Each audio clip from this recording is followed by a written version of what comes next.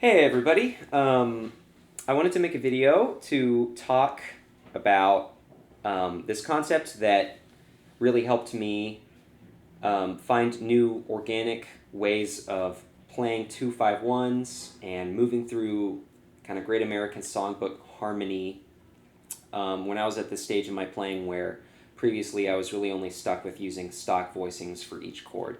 A lot of players encounter this point in their playing where if they see a D minor 7 in a song, they'll throw out some stock shape like that, and they'll just move on to the next chord and they'll just plug every chord into the right spot of the harmony.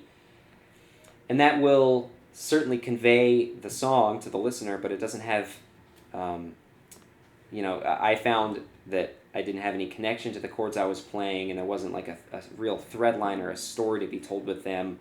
And I just felt limited with my possibilities, and it wasn't feeling very expressive.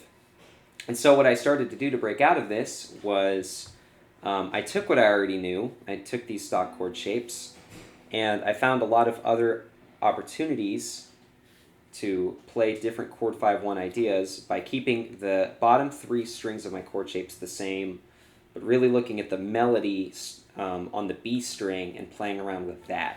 And so that's what I'm going to talk through with some examples today. We're going to take a 2-5-1 in C major, let's say, and I'm going to first look at what I would do with my stock shapes, which might look something like this. This D minor 7 shape, which is fret 5, fret 7, fret 5, and then fret 6. And then I'd go to G dominant 7, and I'd throw out this old friend, which is just fret 3, fret 3, fret 4, and fret 3.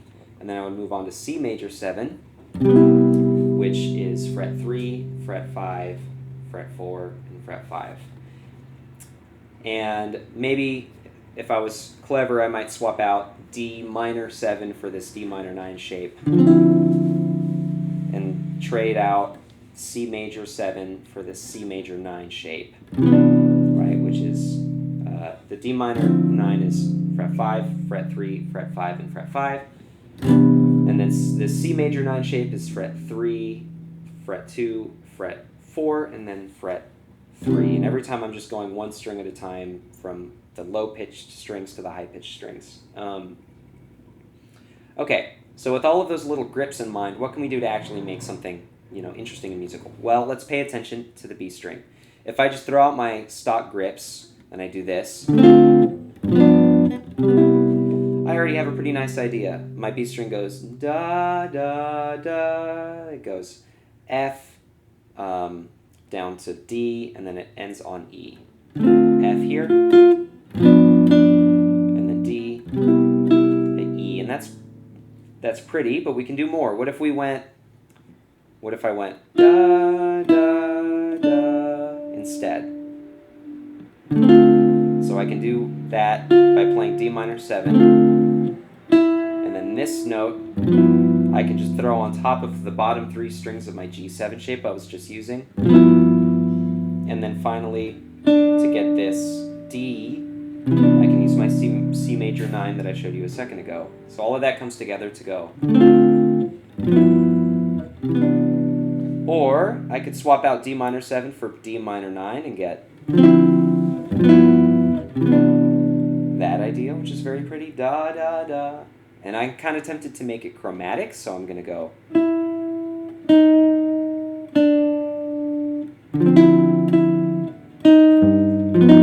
And again, all I'm doing is I'm specifically changing my G7 chord here, where I know this melody note needs to happen, and I need to keep the bottom strings of the chord the same. So I just, kind of reorganize my fingers, and out pops this chord, fret 3, fret 3, fret 4, fret 4. And then C major 9 will finish me off at the end. And again, I can blow the lid off of these chords and say this is a D minor 9 chord, this is G7 with a sharp 5, and then this is C major 9. But I don't necessarily think explicitly about that when I'm playing these examples. I'm just thinking about my B string, and then I'm thinking about kind of the chord beneath it, and I'm thinking melodically. I just really like da, da, da, All right, one more spot to show off, and then I might give you an example in a tune. So let's look at these classic plug and chug 2-5-1 chords. If we're staying in the key of C but we move up on the neck, I used to be able to just only play 2-5-1s like this. So I have my stock D minor shape, which is all down fret 10 of my fretboard. Fret 10, fret 10, fret 10, fret 10. I go to G dominant 9, which is a classic kind of intro dominant chord. It's a good one. Not saying we should avoid it, but it's one that everyone learns pretty early, and it's fret 10, fret 9, fret 10, and fret 10. And then finally, I'm just going to play this classic major 7 shape, which is fret 8, fret 9, and fret 8. So again, if I look at my B string, there's a melody, but we can make it more interesting. Da, da, da. And I'm tempted, like I was before, to make that little dissension chromatic instead of scalar. So instead of going da, da, da, I might go, which is A flat, G.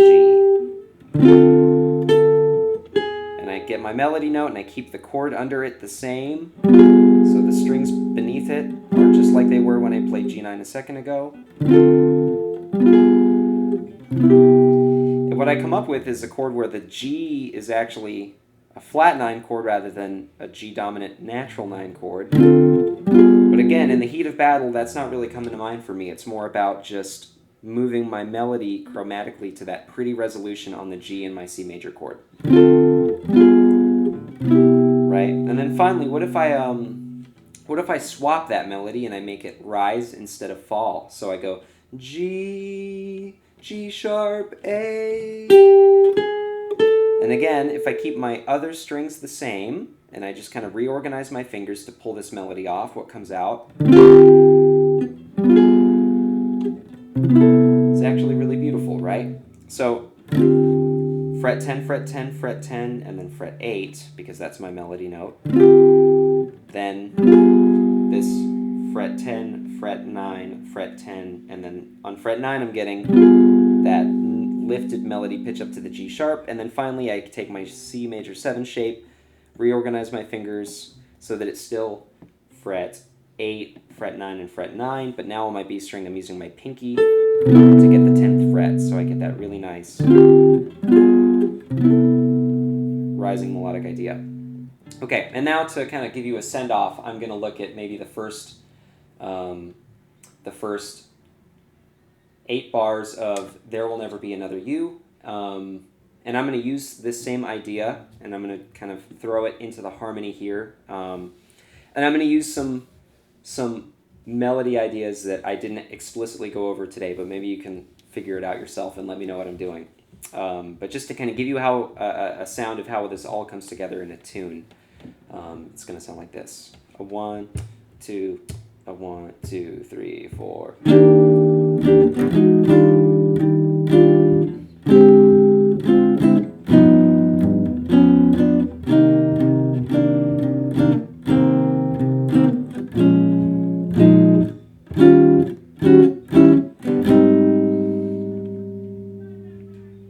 All right.